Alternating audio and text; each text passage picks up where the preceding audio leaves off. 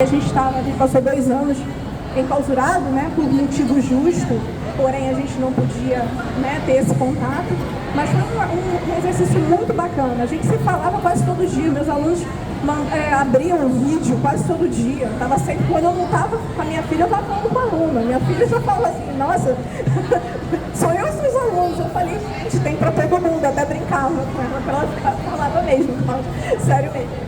Que era toda hora o pessoal me ligando e tal, mas eles precisavam também dessa assistência, né? Tava todo mundo muito nervoso, muito perdido.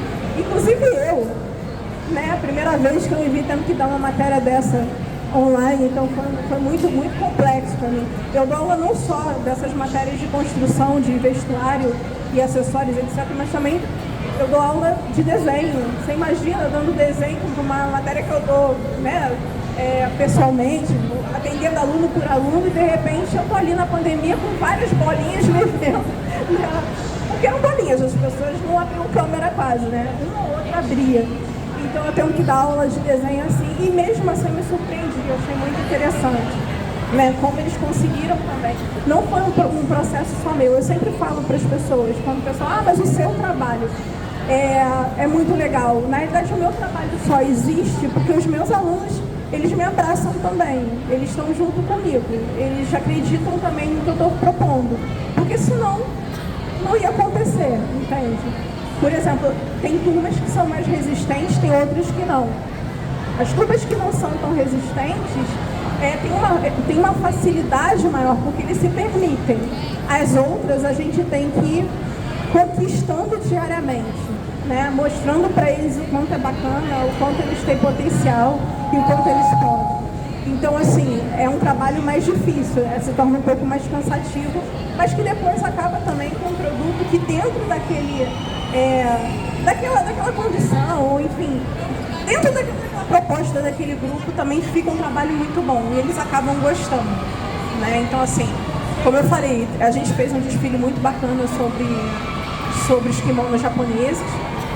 Foi um grupo incrível, foi um trabalho que saiu da universidade, foi para ocupou outros espaços. Então foi um dos trabalhos mais legais antes da pandemia que a gente tinha desenvolvido, que tinha ido para fora, que todo mundo curtiu, todo mundo se preocupou em fazer cabelo, maquiagem, acessório, adereço, não sei o que, estava todo mundo junto. Ninguém viu o desfile, porque uma das coisas que o pessoal fala, né, que desfile é só festa, mas quem faz moda não vê a festa acontecer, está trabalhando direto, mais de 6 meses direto, enlouquecido. E quando chega na hora do desfile, está trabalhando também, não aparece, a gente está no bastidor, vendo qualquer outra pepino que possa estar acontecendo. Então, assim, a gente também não viu o desfile que a gente fez, a gente viu por gravações e fotos dos outros, mas foi uma coisa muito legal. E que a gente trouxe uma proposta dessa interação da cultura japonesa, que parece tão distante da nossa realidade. Como eu falei para vocês, né, o kimono de um grupo japonês que a menina que participava dessa turma descobriu que tinha uma colônia japonesa no sertão do Cariri, através de pesquisa, através de leitura. E aí a gente faz um kimono que tem algumas interferências de renda renascença, que eu expliquei como é que fazia, e ela fez divinamente, entendeu? Então, é muito legal, né, quando você traz que fazer moda, né, envolve muita pesquisa, muita, né, porque tem conceito, porque tem, né, uma linha a ser seguida, não é sair fazendo, copiando, né? Depois, muitas vezes o que comercialmente vai, né, é muito cópia mais do mesmo. Foi até o que a Ana falou. Que a Ana estava falando. Copiar é igual. Mas a gente tem toda uma pesquisa, né, de textura, de referências, e todo trabalho artístico envolve, né? Pois é. Todo trabalho artístico, não se enganem, né? Tem toda uma pesquisa de que referência vai seguir, estilo, paleta de cores. Isso. Com o viés da sustentabilidade que entrou forte de uns anos pra cá, entrou como modismo, vou te falar que não entrou como uma coisa assim que realmente foi uma vontade. Entrou como modismo, as pessoas vieram, não sabiam nem o que era, mas estavam falando de sustentabilidade. Só que agora a gente consegue ver que elas entenderam as mensagens, mesmo porque não tem mais como não entender, e elas estão tentando aplicar isso, pelo menos alguns grupos, grandes grupos, pequenos grupos e pessoas de modo autoral, né? Eles estão tentando aplicar essa sustentabilidade de uma maneira muito mais responsável, com muito mais pesquisa, mais conhecimento. né? Entender que sustentabilidade também não fala só sobre materiais, mas vai falar sobre tudo, né? Voltar dessa cadeia, sustentabilidade é aquilo que se sustenta. E a gente, quando fala de sustentar, a gente não fala só de um material, mas a gente fala de todo o entorno. Né? Tudo que está ali do nosso lado, ele está sustentando o nosso trabalho, né? Desde o local até aquelas pessoas. Legal, Lucília, né? Você tem trabalhado com essa linha há muito tempo.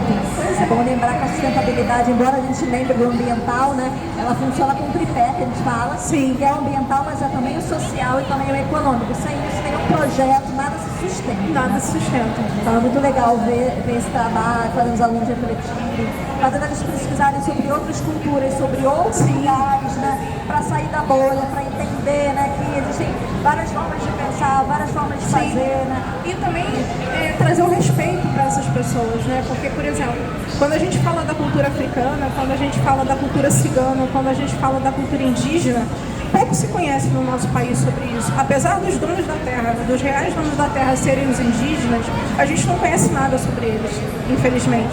Né? Apesar do povo preto ter sido introduzido aqui contra a vontade, e numa parte muito ruim da nossa história, mas assim, a riqueza cultural que essas pessoas trouxeram, cada povo, né, os bancos, né, principalmente os bancos, os Yorubá que vieram para cá, mas as pessoas não conhecem. As pessoas conhecem a cultura africana como a cultura dos escravizados, e não é.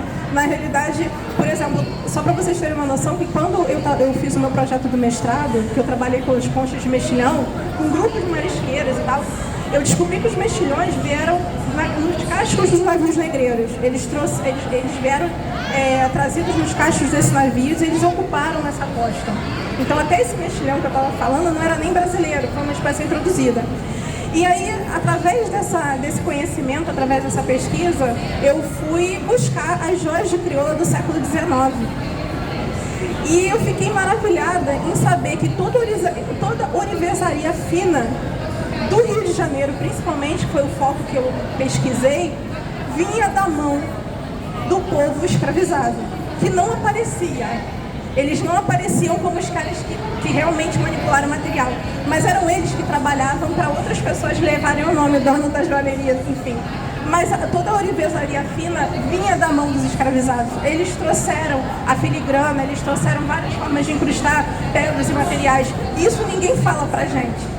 Né? A gente só fica sabendo através de pesquisa, porque isso não é contado pra gente nos livros de história. No livro de história está escrito o quê? Que vieram escravizados, aí eles têm aquela nota de pesar por causa disso, mas eles tinham que vir contando a beleza e a riqueza desse povo, assim como a riqueza dos povos originários, mais de 305 etnias, né? Que se perderam muitas vezes, a maioria delas num processo de invasão. Eu não considero descobrimento, não se descobre o que já se tem ali, né? Não é possível, já tinham pessoas ali, já tinham cultura própria, enfim. Então, o próprio povo cigano, que foi uma das últimas etnias que eu trabalhei, as pessoas têm preconceito, né? Quando falam em cigano, já tem aquela ressalva. E quando eu trago essa cultura para dentro de sala de aula, quando eu venho trazendo esse povo para a sala de aula e as pessoas vão conhecendo a riqueza e vão começando a desconstruir aquela imagem negativa, aí que eu sinto que, além de falar sobre moda, design e sustentabilidade, eu fiz um serviço muito importante, né? Que é trazer, eu acho que um pouco de respeito para aqueles grupos. Eu fiz, pelo menos, os meus alunos refletirem sobre aqueles grupos, né? E darem a importância àquelas pessoas, né? Não terem mais aquelas reservas, aqueles medos, né? Por questões que às vezes elas nem conheciam. Por que você acha? É engraçado que com os ciganos não era engraçado. Engraçado é um termo que a gente fala assim, mas quando a gente falava sobre os ciganos, a pessoa fala, nossa, mas era assim, eu sempre pensei que fosse de uma outra forma bem negativa. Aí veio um estereótipo bem negativo. Eu falei, não, gente, essa história que te contaram vem da Idade Média por causa disso, mas isso acabou ficando, e aí vamos desconstruir. E aí as pessoas ficavam, nossa, o pior que né? Agora a gente já olha com carinho, né? Já tem um outro olhar, já olha de uma outra forma para esses grupos. Então a moda é isso, gente. A moda não é para fazer você... Claro, tem a questão também do bem-estar, né? De você da moda ter essa questão do bem-estar, de fazer com que você se sinta bem com você mesmo. Mas não é só para isso, não é só para você se vestir bonitinho. Eu acho que a moda é para você fazer, para você refletir, para fazer você refletir, para você, através do teu corpo, da tua segunda pele, poder passar uma mensagem, sabe, de respeito, de carinho. É pelo menos a moda que eu acredito, tá, gente? Eu acredito dessa maneira. Não sei se outra pessoa vai falar da mesma forma. É a forma que eu passo para os meus alunos. É a forma que eu acredito, que eu aprendi, né? Então, é o que eu quero e é o que eu quero para a minha profissão. Eu jamais quero me colocar me ver ou estar ou me colocar num lugar, né, de pessoas que poluem, de pessoas que trabalham com relações de trabalho próximas aos escravizados. Eu não quero nada disso. Eu quero uma moda justa, eu quero uma moda respeitosa, eu quero uma moda consciente. Eu quero que a moda realmente venha como uma proposta de comunicação segura, né? De comunicação carinhosa, de autonomia para aquelas pessoas. Enfim, eu quero que, através dessa arte, que a moda traz muito a questão da arte, que a gente tenha um mundo melhor, né? Estampado na nossa pele. Eu acho que, né, a gente trazer isso na nossa pele é maravilhoso, né? Dialogar, e você não precisa nem falar nada, porque isso está em você, né? Está no teu corpo. Isso é muito bom. É o que eu acredito. Pode parecer meio fantasioso, sei lá, mundo de Alice, ou seja lá o que for, mas é o que eu acredito. E é isso que eu quero para o mundo, eu quero para os meus alunos, enfim. Obrigada. Obrigada a você, tua mãe. Eu adorei tudo. Eu sou suspeita, porque eu sou fã de todos esses trabalhos que a gente trouxe pra cá. Né? A Lucília sempre acompanha, parceira, sempre tem alguma coisa, traz seus alunos, traz seus projetos por causa disso, né? Dessa conexão entre temas, essa pegada maravilhosa que ela faz. Parabéns. Obrigada. Feliz de você ter vindo aqui para compartilhar um pouco essa experiência conosco. Então, fica aí para você essa dica, né, de que moda é muito mais do que simplesmente botar a roupa que todo mundo coloca e sair por aí. Tem muito conceito e tem que ter muita responsabilidade social e ambiental por trás. E a professora Lucília, ela mostra isso na prática dos alunos dos projetos dela lá na universidade. Obrigada. Obrigada a vocês, gente. Obrigada. Obrigada a vocês também. Valeu aí, meninas. Obrigada aí. Muito obrigada.